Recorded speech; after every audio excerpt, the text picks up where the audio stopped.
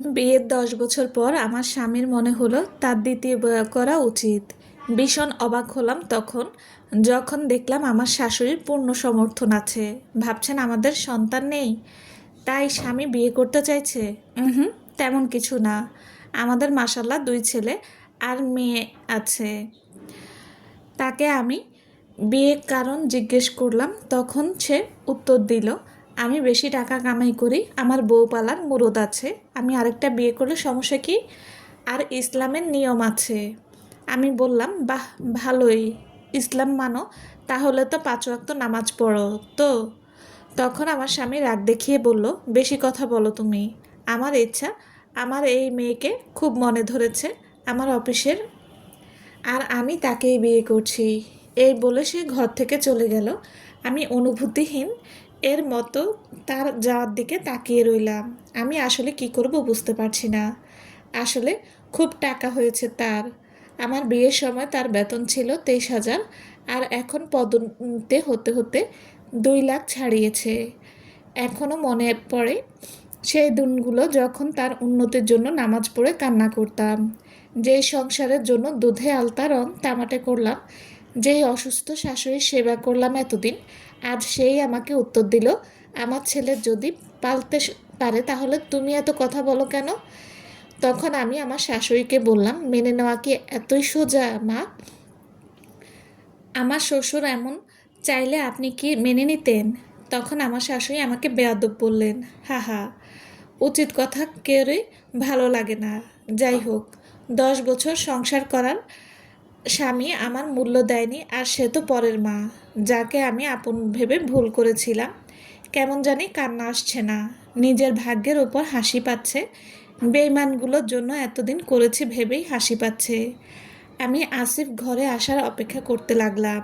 আজকে বোঝাপড়া করে সব হিসেব চুকিয়ে নিতে হবে। অন্য মেয়েদের মতো কেঁদে কেটে বালিশ ভেজানো চলবে না। যেই মানুষ এতদিন সংসার করার পর অন্যজনকে আপন করার কথা ভাবতে পারে, তার জন্য কেন কান্না করব? নিজের মনকে অনেক বুঝিয়ে শক্ত করলাম। রাত প্রায় 11টায় আসিফ বাসায় আসলো। অন্যদিন আবার নিয়ে অপেক্ষা করতাম, তবে আজকে তা করলাম না। ছেলে মেয়েদের খাইয়ে ঘুম পাড়িয়ে আমি নামাজের পাটিতে নফল ইবাদতে বসে আছি। আল্লাহ ছাড়া এই মুহূর্তে কেউ আমার আপন নয়, তাই তাকেই মনের সব কথা বললাম অনেকক্ষণ। কেমন যেন খুব হালকা লাগছে। আসিফ আসার সময় মোবাইলে কথা বলছে শুনলাম। এসেই অফিসের ব্যাগ সোফায় রেখে ওখানেই বসে হেসে হেসে কার সাথে যেন কথা বলছে। মাঝে মাঝে গান গাচ্ছে, আবার হাসছে। বুঝলাম যাকে পছন্দ করতো সেই মেয়ের সাথে কথা বলছে। এর মাঝে আমার শাশুড়ি ডাইনিংয়ে আসিফকে বলছে, কিরে বাবা, অফিসের জামা না ছেড়েই কার সাথে কথা বলছিস? আসিফ উত্তর দিল, তোমার নতুন বউ এটা। শুনে আমার কলিজা কেমন মোচড় দিল। ততক্ষণে আমি নামাজ শেষ করে ডাইনিংয়ে চলে আসছিলাম। আমার শাশুড়ি বলে, দে, আমাকেও দে, একটু কথা বলি। আসিফ মাকে দিল, আর মা কথা বলতে শুরু করে। কি যে আদুরে ডাক, নতুন হবু বউমাকে। আমি তো অবাক, এই কয় বছরে আমাকেও তো এইভাবে কখনো ডাকেনি। তখনই আসিফ আমাকে দেখে বলে, অনু ভাত দাও। আমি মনে মনে বললাম, বাহ, পুরুষ যখন 2 টাকা বেশি কামাই করে বলে স্ত্রীকে আর মানুষ মনে হয় না। এমন এক ভাব করছে দ্বিতীয় বিয়ে করা কোনো ব্যাপারই না। হায় রে বেইমান! বলে না, কম পানির মাছ বেশি পানিতে পড়লেই যা হয় আর কি। তবে মুখে কিছুই বললাম না।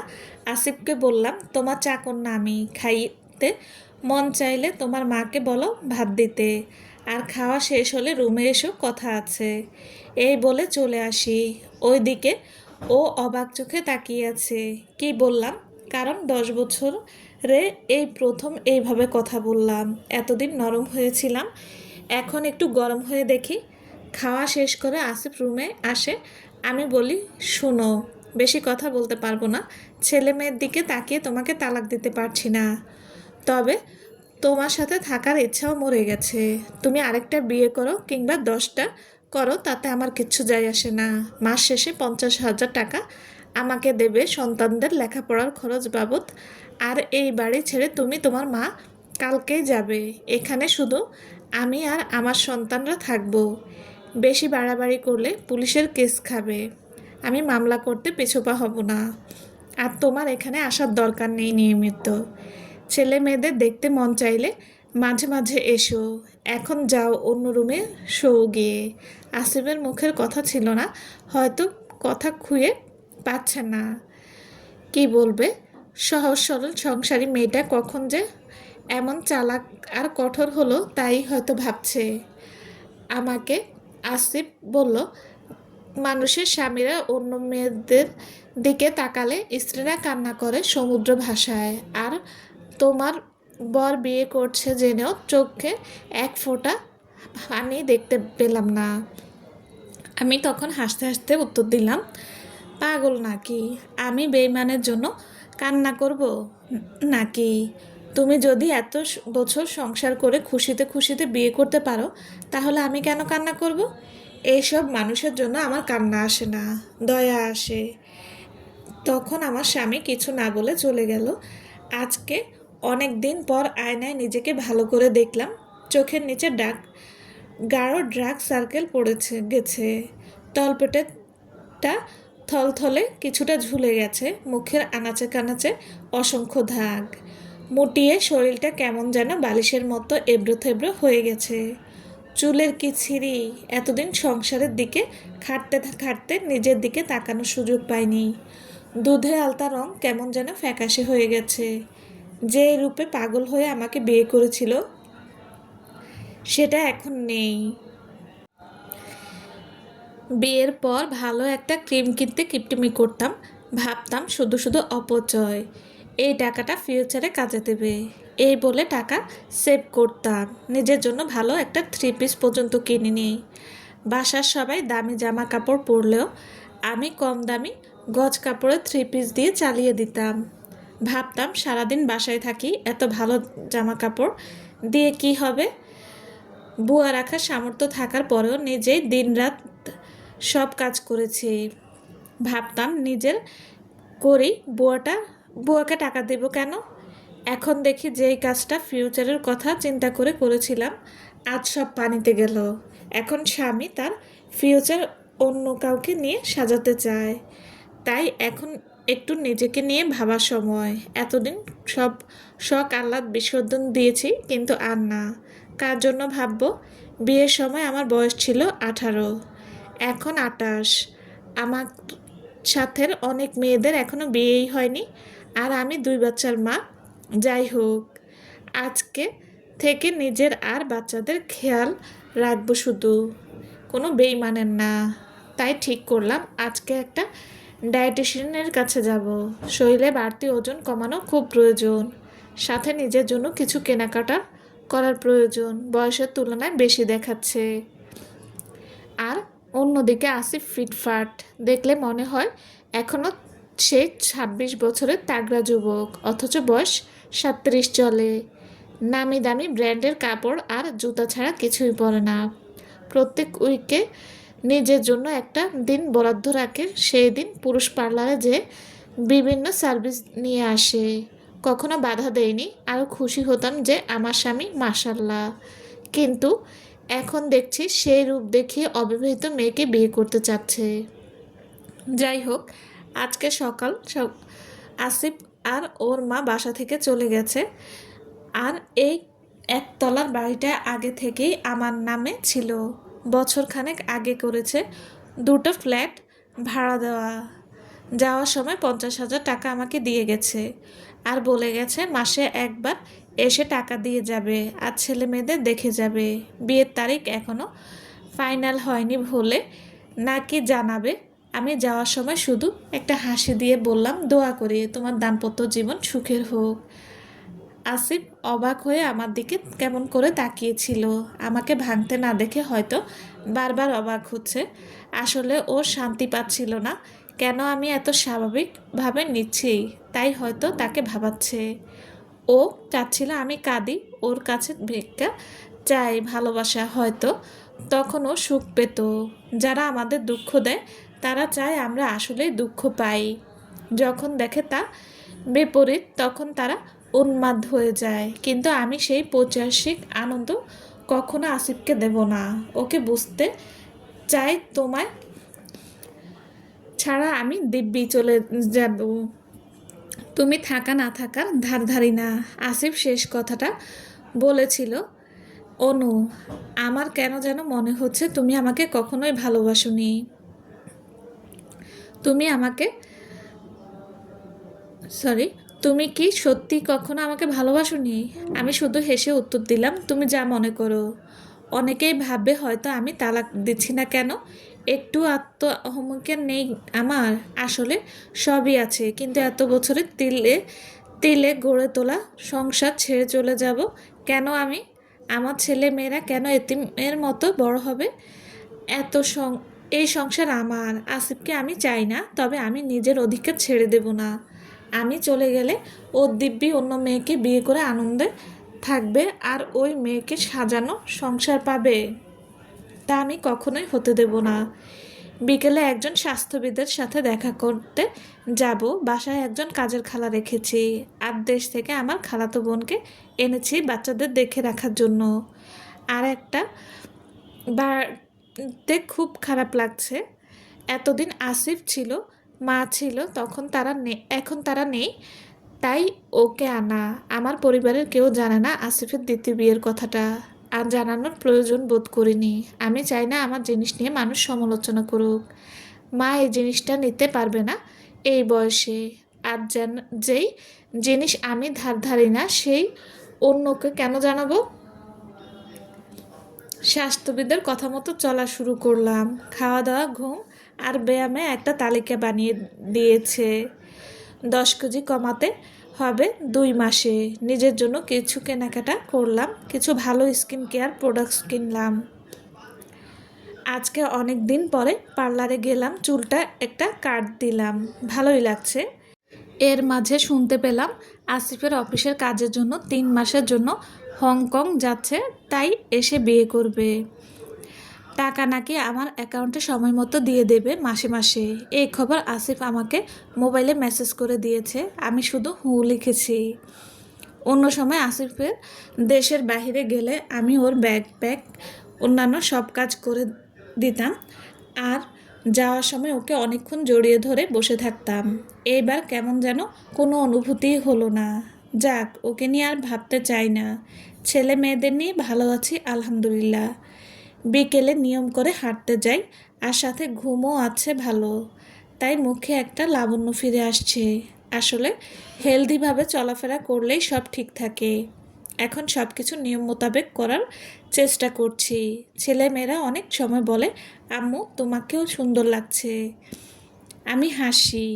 মেয়েটা বড় পাজি হয়েছে, শুধু বলে আম্মু তুমি অনেক সুন্দর। আমি তখন বলি তুমি আমার থেকেও সুন্দর। এইভাবে কিভাবে 2 মাস চলে গেল বুঝতেই পারলাম না। আগে থেকে অনেক শুকিয়েছি, স্কিনটা খুব ভালো হয়েছে এখন আলহামদুলিল্লাহ। কেমন যেন নিজেকে খুব ভালো লাগে। কিছু সুন্দর সুন্দর শাড়ি আর 3 পিস কিনেছি, ওইগুলো পরে মাঝে মাঝে বের হই। তখন পাশের বাসায় আয়শা ভাবি একদিন জিজ্ঞেস করে, ভাবি কিভাবে এত পরিবর্তন? আপনাকে এখন চেনাই যায় না, এত স্লিম আর এত সুন্দর লাগছে। কি করলেন? তখন আমি উত্তর দিলাম, বেশি কিছু না, নিজেকে ভালোবাসতে শিখলাম, এতটুকুই। নিজেকে ভালোবাসুন, দেখবেন আপনিও সুন্দর আর সুখী হবেন। তখন ভাবি বলে, কি যে বলেন ভাবি, কিছুই বুঝলাম না। আমি বললাম, হা না বুঝলে কি আর করার, এই বলে চলে আসি। মাঝে মাঝে ছেলে মেয়েদের সাথে ছবি আমার ননদকে দিতাম, সে ছবি তার ভাইকে মানে আসিফকে পাঠাতো। আমি চাইতাম আসিফ দেখুক আমি সুখে আছি, তাই ইচ্ছে করেই দিতাম যেন আসিফের কাছে ছবিগুলো যায়। 1.5 মাসের মাথায় আসিফ একদিন মেসেজ দিল, কেমন আছো অনু? হঠাৎ আসিফের মেসেজ পেয়ে ভেতরটা কেমন ছলাৎ করে ওঠে। আমি রিপ্লাই দিলাম, আলহামদুলিল্লাহ, আল্লাহ ভালো রেখেছে। আসিফ বলে, এতদিন হলো আসলাম, একদিনও একটা কল মেসেজ কিছু দিলে না। আমি কেমন আছি, মরে গেছি, নাকি বেঁচে আছি কিছু জানার চেষ্টা করলে না অনু। আমি রিপ্লাই দিলাম, আমি না নিলে খবর নেওয়ার মতো অনেক আছে তোমার জীবনে। আর আমি মনে করি আমি এখনও এমন গুরুত্বপূর্ণ কেউ হতে পারিনি যে আমি খবর নিলে তোমার কিছু যায় আসবে। তখন আসিফ বলে, এইভাবে বলছো কেন অনু, তুমি আমার স্ত্রী। আমি বললাম, বাহ, মনে আছে তাহলে, আমি তো ভুলেই গিয়েছিলাম। তখন আসিফ আর কোনো রিপ্লাই দিল না। এইভাবে কাটতে লাগলো আমার দিনকাল। ছেলে মেয়েদের স্কুল, লেখাপড়া, বিকেলে হাঁটতে যাওয়া, আর হলিডেতে ওদের নিয়ে ঘুরতে যাই এখানে সেখানে। এরই মধ্যে একদিন ছেলে মেয়েদের নিয়ে পদ্ম রিসোর্টে গেলাম। ওখানে ভালো ভালো ছবি তুললাম, আর একটা ছবি খুব সুন্দর হয় তাই ফেসবুকে প্রোফাইলে দিলাম। সাথে সাথে প্রশংসার ফুলঝুরি পড়তে লাগলো। এর মাঝে শুনলাম আসিফ দেশে এসেছে। ননদ আমাকে কল দিয়ে বলে তার ভাই নাকি ছেলে মেয়েদের দেখতে আসবে আজ বিকেলে। তাই আমি ছেলে মেয়েদের খাইয়ে ওদের বলে দিলাম তোমাদের আব্বু আসবে, কোনো শয়তানি করবে না, কিন্তু আর তোমার আব্বুর সাথে ভালো ব্যবহার করবে। ছেলে মেয়েরা বলল ঠিক আছে। তাই আমি আমার রুমে দরজা লাগিয়ে বই পড়তে লাগলাম, কারণ আসিফ আমাকে দেখতে আসবে না, আর আমিও ওর সামনে পড়তে চাই না। কাজের খালাকে বলে দিয়েছি নাস্তা পানি দেওয়ার জন্য, সব রেডি করে রাখা আছে। বই পড়তে পড়তে কখন যে ঘুমিয়ে গেছি বলতে পারি না। দরজায় ঠকঠক আওয়াজে ঘুম ভেঙে যায় আমার। ভাবলাম ছেলে মেয়েরা এসেছে হয়তোবা। দরজা খুলে দেখে আসিফ দাঁড়িয়ে আছে। আমি ওকে দেখে কেমন অপ্রস্তুত হয়ে গেলাম।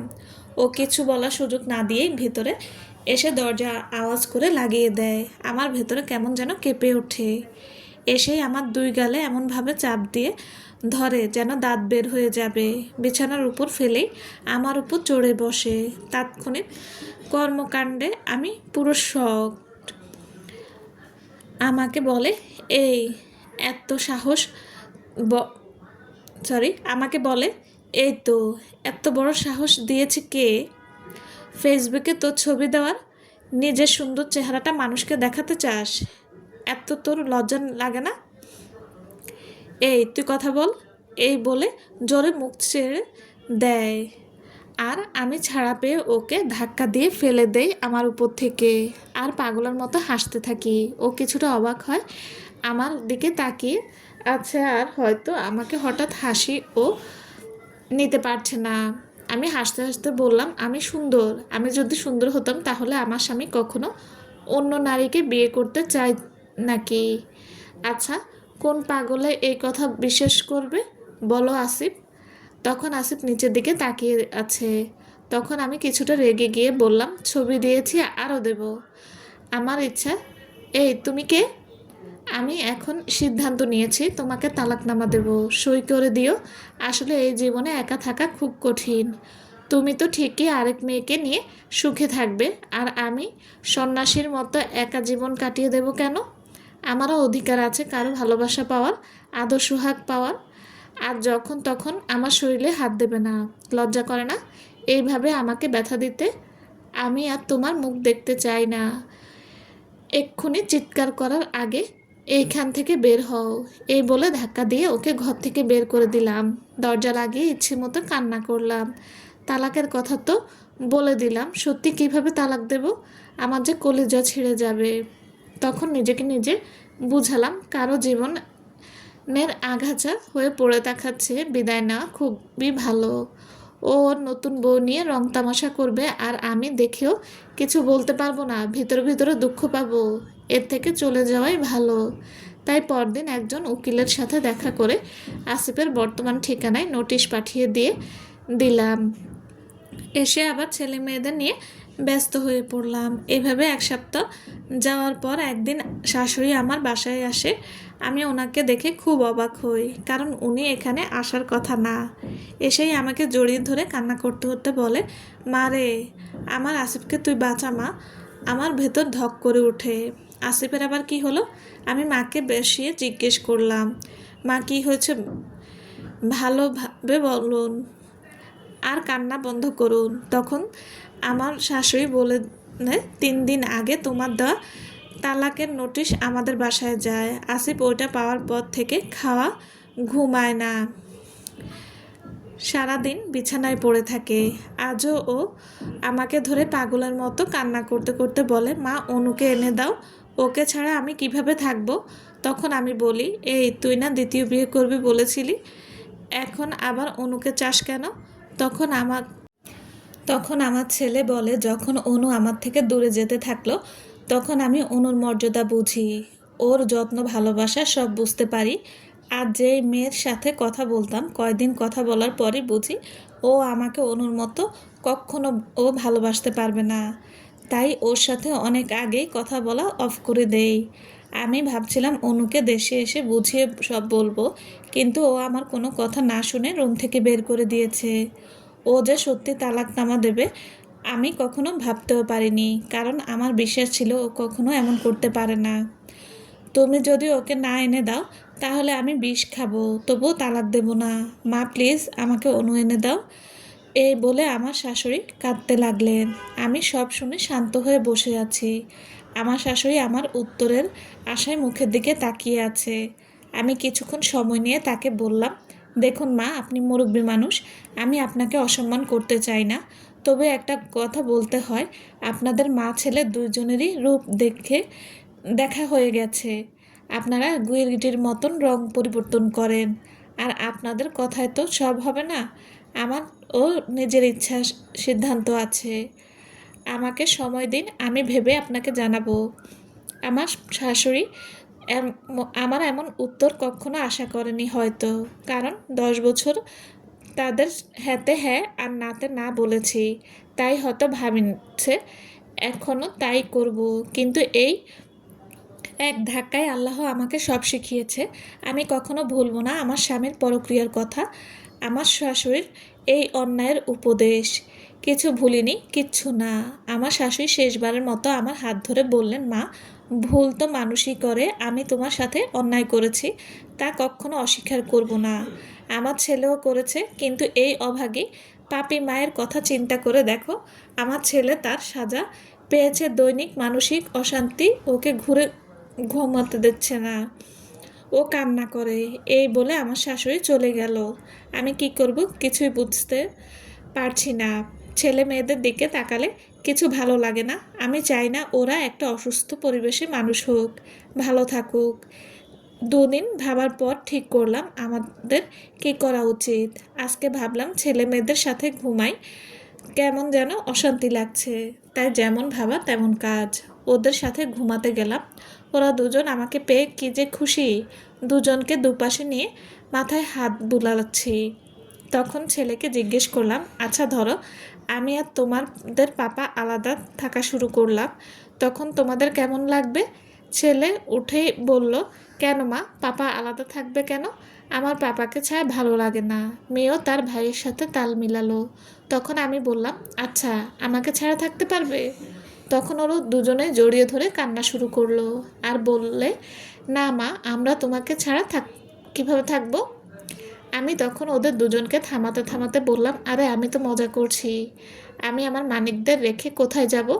মনে মনে নিজেকে 2টা থাপ্পড় মারতে মন চাইলো। আমি কি পাগল ওদের সামনে এমন কথা বলছি? ছি, কেমন মা আমি!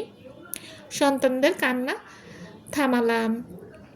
সকাল সকাল উকিলের কাছে গেলাম তালাকের নোটিশ বাতিল করার জন্য। আমি পারবো না আসিফকে তালাক দিতে, কারণ আমি যে মা, আমার ভালো খারাপের চেয়ে সন্তানের ভালো থাকা আমার কাছে গুরুত্বপূর্ণ। তবে হ্যাঁ, আমি আসিফকে আর আগের মতো গ্রহণ করতে পারবো না, তা ঠিক। ওর প্রতি ভালোবাসা কেমন যেন ফ্যাকাশে হয়ে গেছে, যা হাজার চেষ্টা করলেও ঠিক করতে পারবো না। আমি চাই আমার ছেলে মেয়ে সুস্থ সুন্দর পরিবেশে বড় হোক। ওদের মুখের দিকে তাকিয়ে বিষ খেতেও আমি পিছু পা হব না। আর এটা তো সামান্য বিষয়। 2 দিন পর আসিফ বাসায় আসে। এসে আমাকে জড়িয়ে ধরে অনেকক্ষণ বসেছিল। আমি অনুভূতিহীনের মতো ওর সাথে ছিলাম। আসিফ আমার আগ্রহ না দেখে বলে, অনু, তুমি কি আমাকে ক্ষমা করনি? আমি উত্তর দিলাম, আচ্ছা আসিফ, ক্ষমা করা কি এতই সোজা? তুমি দ্বিতীয় বিয়ে করবে বলেছ, তার মানে আমি যে তোমার জীবনে কত মূল্যহীন হয়ে পড়েছিলাম, কতটা অপ্রয়োজনীয় হয়ে পড়েছিলাম, তুমি বুঝতে পারছো? আর আমি তা কিভাবে ভুলি আসিফ? আমার এত বছরের ভালোবাসা এই প্রতিবেদন দেখে আমি ওই দিনই ভিতর থেকে মরে গিয়েছিলাম, আর তুমি বলছো তোমাকে ক্ষমা করেছি কি না? বিষয়টা ক্ষমার না আসিফ, আসল কথা আমি নির্জীব হয়ে গেছি। আসিফ আর কোনো কথা বলেনি সেদিন। এভাবেই কাটতে লাগে আমাদের দিনকাল। আসিফ তার অতীতের কাজের জন্য বারবার অনুতপ্ত হয়েছে, যা আমি ওর চোখে স্পষ্ট দেখতাম। ওর বিভিন্ন কার্যক্রম এ আমি ওর প্রতি আবার দুর্বল হয়ে পড়লাম। আবার শুরু করলাম আমাদের ভালোবাসার দিন চলা। কিন্তু এখনও নিজেকে সময় দেই, নিজের দিকে খেয়াল রাখি সবার পাশাপাশি। আল্লাহর কাছে হাজার শুক্রিয়া জানাই, আল্লাহ যে আমাকে সুখ দিয়েছে। এরপর কেটে গেল আরও অনেক বছর। ছেলে মেয়ে যার যার জীবন নিয়ে ব্যস্ত। আমি আর আসিফ একলা বাড়িতে থাকি। অবশ্য কাজের লোক দুজন আছে। ছেলেমেয়েরা নিয়মিত খোঁজ নেয়। বুড়ো বুড়ির ভালোই চলে যায়। এর মাঝে আসিফ আমাকে একা করে না ফেরার দেশে চলে যায়। ওর মৃত্যুর পর আমি ছেলের সাথে থাকা শুরু করি। নাতিদের সাথে আনন্দেই দিন যায় আমার, আলহামদুলিল্লাহ। এর মাঝে একদিন জমি জমার কাগজ চেক করতে গিয়ে আসিফের একটা ডায়েরি পাই। বেশ পুরনো হবে। কৌতূহল নিয়ে পড়া শুরু করলাম। ডায়েরির এক জায়গায় আমার হৃদক্রিয়া বন্ধ হয়ে উপক্রম হলো। ওইখানে লেখা আছে, আজকে রায়হানের সাথে বাজি ধরেছিলাম যে দুজনের বউকে বলবো আমরা দ্বিতীয় বিয়ে করব। দেখি কে জিতে। আমরা বাজি ধরেছি বলার পর বউদের রিয়েকশন দেখব এবং 3 মাসের কাজের কথা বলে বাহিরে যাব, আর এসে দেখব বউদের কত অধঃপতন হয়েছে, কার বউ কাকে বেশি ভালোবাসে। পরের পাতায় রায়হানের বউ নাকি অনেক কান্নাকাটি করেছে, ও যেন বিয়ে না করে, তবে রায়হান বলেছে সে নাকি করবেই। আর এদিকে অনু কিছুই করেনি, উল্টো আমাকে বাড়ি থেকে বের করে দিল মা সহ। আর মার উপর খুব জেদ লেগেছে। সে কেন আমার অন্যায়কে সমর্থন করলো? সে কেন অনুর পক্ষ নিল না? রায়হান এই কথা শুনে বলে অনু নাকি আমাকে ভালোবাসে না, ভালোবাসলে ঠিকই কান্না করতো। কিন্তু আমি জানি আমার অনু আমাকে খুব ভালোবাসে। পরের পাতা, অনুর কিছু ছবি। আতিফা আজকে দিল আমার অনুকে যা লাগছে না, মাশাল্লাহ। অনু একদম নিজের যত্ন নেয় না, এইবার নিচ্ছে। আমার খুব ভালো লাগছে, মন চায় আবার বিয়ে করি বউটাকে। পরের পাতা, আজকে অনু ছবি দিয়েছে প্রোফাইলে। তখন রায়হান আমাকে বলে তোর বউ আরেকজনকে পটাতে চায়, তাই এমন সুন্দর ছবি দিয়েছে। দেখবি পাখি অন্য ডালে চলে গেছে। বন্ধু, আমার খুব খারাপ লাগলো। ঠিকই কি অনু অন্য কাউকে নিয়ে খুশি হতে চায়? না, আমার অনু এমন না। আর পুরো অঙ্গে জীবন শুধু আমার ছাপ থাকবে, অন্য কোনো স্পর্শ থাকবে আর কারো কেউ না। বাসায় যে নেই দেখাচ্ছি মজা। পরের পাতা, আজকে রায়হানের জন্য খুব খারাপ লাগছে। ওর বউকে ওর রুমে অন্য পুরুষের সাথে অনৈতিক কাজে নিজে নাকি হাতে নাতে ধরেছে। পরে জানতে পারে ওই ছেলে নাকি ওর বউয়ের এক্স ছিল। বিয়ের পর নাকি তাদের মাঝে মেলামেশা হতো। রায়হান নাকি ওর বউকে তালাক দিচ্ছে। শুনে খুব খারাপ লাগলো। পরের পাতা, অনু আমাকে তালাকনামা দিয়ে দিয়েছে। আমি মেনে নিতে পারছি না।